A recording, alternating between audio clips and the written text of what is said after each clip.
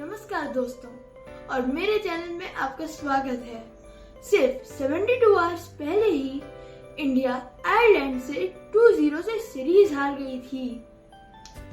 अब बिना ज्यादा वक्त मिले इंडिया के सामने खड़ी है इंग्लैंड की खतरनाक टीम।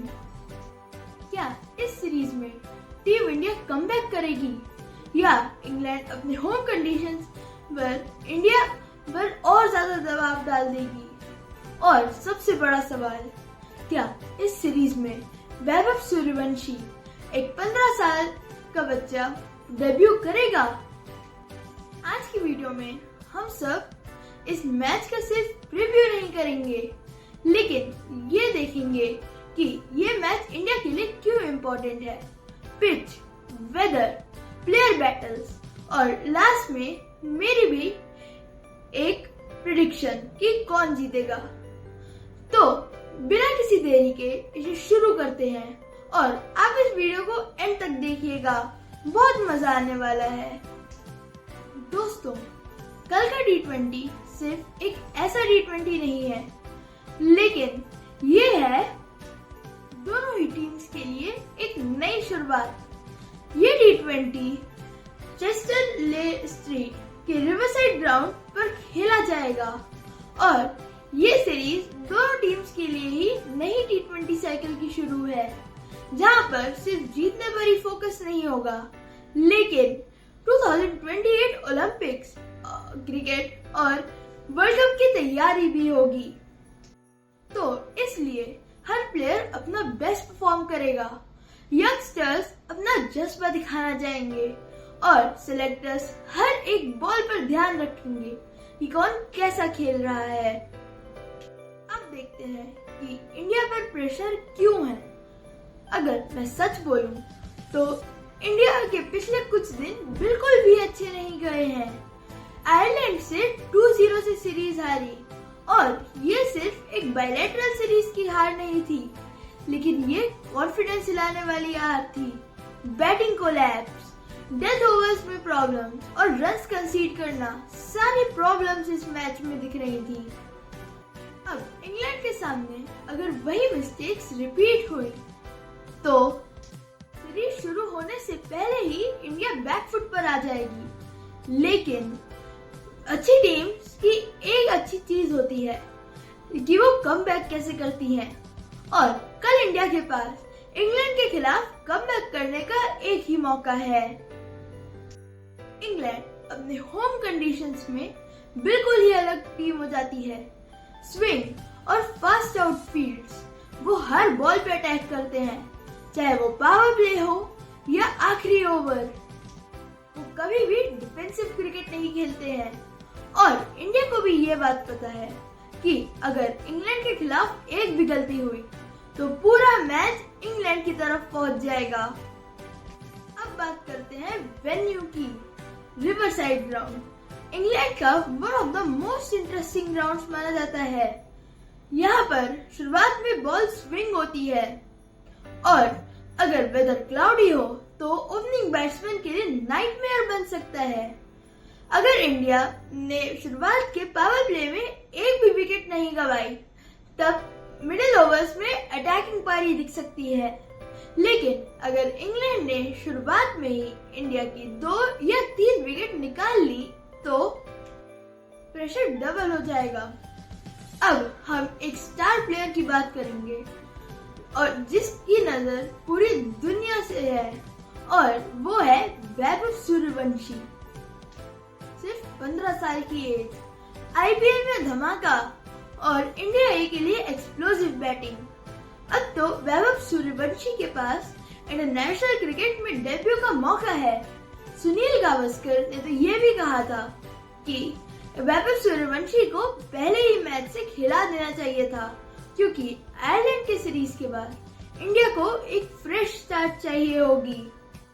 तो अगर कल इनका डेब्यू हुआ तो ये सिर्फ एक प्लेयर डेब्यू ही नहीं, लेकिन पूरी टीम इंडिया की नई एरा शुरू होगी। बहुत लोग सोच रहे होंगे कि ये सिर्फ एक बायलैटरल T20 सीरीज है, लेकिन मेरे दोस्त, असलियत तो कुछ और है। ये सीरीज डिसाइड करेगी कि प्रेशर कौन हैंडल कर सकता है, इंग्लैंड की कंडीशंस में कौन खेल सकता है और कौन ज्यादा रन्स बनाएगा। तो इसलिए इस सीरीज की हर बॉल, हर विकेट और हर रन इम्पोर्टेंट है। अब शुरू होता है असली गेम। अब तक हमने बात किया कि कौन डेब्यू कर सकता है और उससे पहले की कंडीशंस, लेकिन क्रिकेट सिर्फ नामों से नहीं जीता जाता, लेकिन क्रिकेट जीता जाता है कंडीशंस समझकर। और कल के मैच में सबसे बड़ा रोल प्ले करेगा रिवर साइड ग्राउंड पर, जहां पर ये पता चलेगा बॉल कितनी स्विंग हो रही है, कौन प्रेशर हैंडल कर पा रहा है। अगर आपने इंग्लैंड में क्रिकेट देखी है तो आप जानते होंगे कि इंग्लैंड की पिचेस इंडिया और ऑस्ट्रेलिया जैसी बिल्कुल नहीं है। यहाँ पर ग्रास होती है और स्विंग है। River side ground traditionally fast bowlers को हेल्प करता है, लेकिन इसमें इंटरेस्टिंग बात तो ये है कि आगे मैच में ये पिच बैटिंग के लिए अच्छी होने लगती है।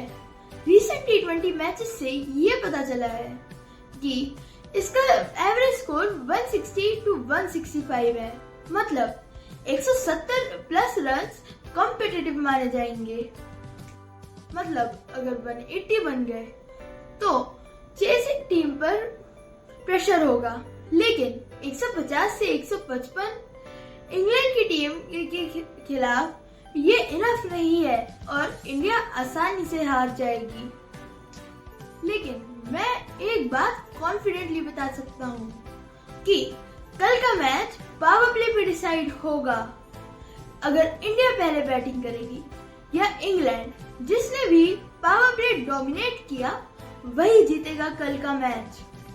अब बात करते हैं वेदर की। इंग्लैंड का वेदर बहुत सरप्राइजेस दे सकता है, लेकिन कल चेस्टरले स्ट्रीट में हल्का क्लाउड कवर है और लगभग 35% बारिश की पॉसिबिलिटी बताई जा रही है।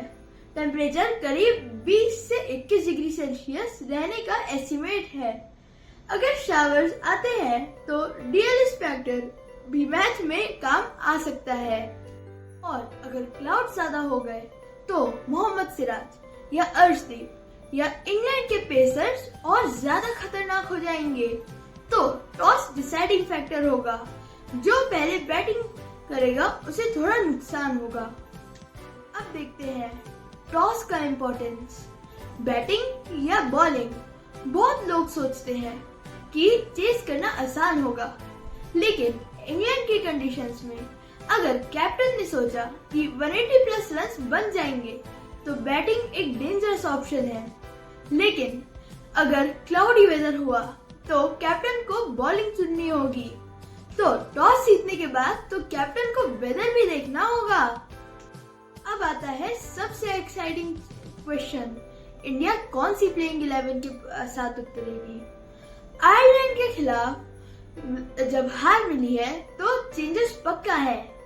तो मेरे हिसाब से सबसे पहले आएंगे अभिषेक शर्मा और वैभव सूर्यवंशी, फिर थर्ड नंबर पे यशस्वी जायसवाल, फिर श्रेयस अय्यर, तिलक वर्मा, ईशान किशन, हार्दिक पांड्या, अक्षर पटेल, मोहम्मद सिराज, अर्शदीप सिंह और रवि बिश्नोई। अब बात इंग्लैंड की। इंग्लैंड कभी भी डिफेंसिव नहीं खेलती, चाहे पावर प्ले हो, मिडिल ओवर्स, डेथ ओवर्स, हर बार अटैक। तो इंग्लैंड में पावर हिटर्स और एक्सपीरियंस पेस बॉलर्स के कॉम्बिनेशन मिल सकता है। इंडिया को पहले की ओपनिंग साझेदारी और टॉप ऑर्डर को जल्दी आउट करना होगा, नहीं तो रन्स स्कोरबोर्ड पे तेजी से बढ़ते रहेंगे। इंडिया के 5 game changers.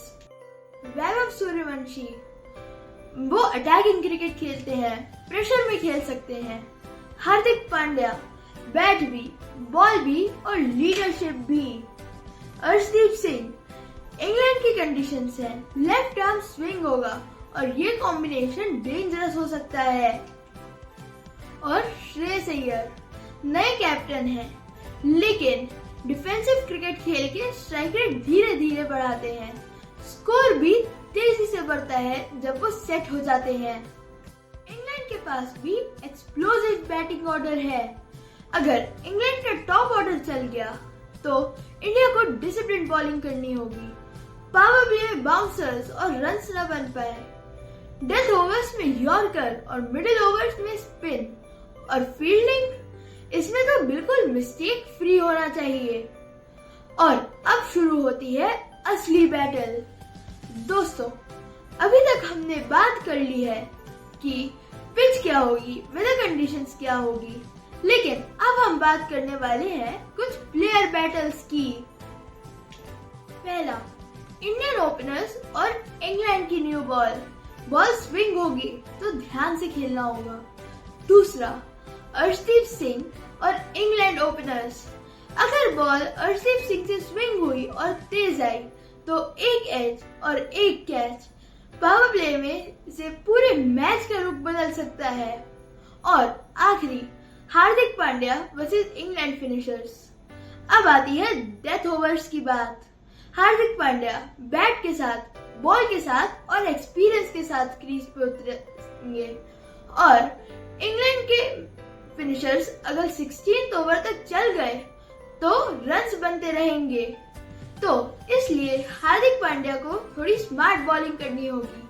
Slow ball, bouncers और यॉर्कर्स का मिक्स। अब इंडिया को जीतना कैसे है? नंबर 1, पावर प्ले में विकेट्स नहीं खोनी है। नंबर 2, मिडिल ओवर्स में स्ट्राइक रोटेट करनी है और लूज बॉल पे शॉट्स। और तीसरा, नंबर 3, डेथ ओवर्स तक अपनी बैटिंग को बचा के रखना है, जल्दी ही आउट नहीं हो जाना है। और इंग्लैंड की स्ट्रेटेजी वो अनप्रेडिक्टेबल है, लेकिन मेरे हिसाब से वही करेंगे जो करते हैं, अटैक हर टाइम पर। अगर इंग्लैंड के ओपनर्स 50+ रन्स बना भी देते हैं तो इंडियन बॉलर्स डिफेंसिव मोड में चले जाएंगे और यही चाहती है इंग्लैंड की टीम। अब आ गया है वो मोमेंट जिसका सबको इंतजार था। दोस्तों, अभी तक हमने weather conditions, pitch, probable playing 11 और बहुत सारी चीजें डिस्कस कर ली हैं, लेकिन अब टाइम है मेरी फाइनल प्रेडिक्शन का। सबसे पहले बैटिंग। इंडिया की बैटिंग में बहुत ही अच्छा मिक्स है। सबसे पहले टॉप ऑर्डर, यूथ और एक्सपीरियंस लोगों का भी मिक्स्ड है।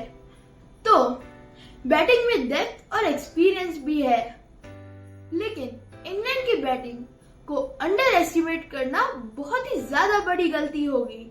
उनके पास बहुत सारे पावर हिटर्स और फिनिशर्स हैं जो ज्यादा रन्स बना सकते हैं। इंग्लैंड की बॉलिंग सिंपल है, अटैक फ्रॉम बॉल 1 और विकेट सटकाने हैं। अब हम देखेंगे बॉलिंग कंपैरिजन और यहीं पर मुझे इंडिया के पास थोड़ा एडवांटेज दिख रहा है। इंडिया के पास पावर प्ले के लिए स्विंग बॉलर्स, डेथ ओवर्स के लिए एक्सपीरियंस और मिडिल ओवर्स के लिए क्वालिटी स्पिन है। इंग्लैंड के पास भी अच्छे पेस और स्विंग बॉलर्स हैं, उनकी होम कंडीशंस भी हैं, लेकिन अगर इंडिया ने डिसिप्लिन बॉलिंग और फील्डिंग की तो ये मैच उनके खाते में जा सकता है। तो अगर इंडिया पावर प्ले सरप्राइज कर लेती है तब इंडिया आराम से जीत जाएगी। अगर बाद में थोड़े विकेट्स भी गिरे तो एक्सपीरियंस है इंडिया के पास और प्रेशर भी नहीं होगा ज्यादा। लेकिन इंग्लैंड के पास बैटिंग में पावर हिटर्स हैं, इसलिए मेरे हिसाब से इंडिया की विन प्रोबेबिलिटी 55% और इंग्लैंड की 45%। ये वन साइडेड मैच नहीं होगा, लेकिन एक प्रॉपर T20 का कंटेस्ट होगा, एक्सपीरियंस, पावर हिटिंग और प्रेशर हैंडल करने का। तो दोस्तों, ये मेरा कंप्लीट इंडिया वर्सेस इंग्लैंड का प्रीव्यू है। अब आप सब कमेंट सेक्शन में बताइएगा कि ये मैच कौन जीतेगा, टॉस कौन जीतेगा और कौन कितने रन्स बनाएगा। अगर आपको मेरी ये वीडियो पसंद आई हो तो इसे लाइक करिए और शेयर करिए। मेरे चैनल को सब्सक्राइब करना भी मत भूलिएगा और अब मिलते हैं अगली वीडियो में। Bye bye.